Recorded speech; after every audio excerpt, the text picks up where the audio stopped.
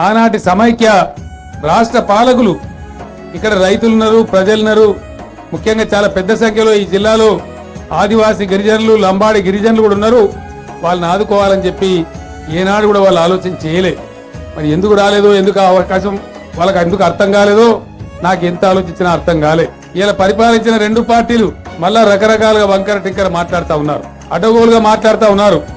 నేను మిమ్మల్ని ఒకటే మాట అడుగుతా ఉన్నా, 60 సంవత్సరాలలో మీరు చేయలేని పని 18-19 నెలల పసికూనా ఇలా టీఆర్ఎస్ ప్రభుత్వం చేస్తా ఉంటే మీ కండ్లు మండిపోతా ఉన్నాయి, మీ పీఠాలు కదిలిపోతా ఉన్నాయి. కాబట్టి ఇక మాకు ప్రజల్లో బతుకు తెరువు లేదని ఈరోజు అడ్డం పొడవు మాట్లాడుతూ ఉన్నారు.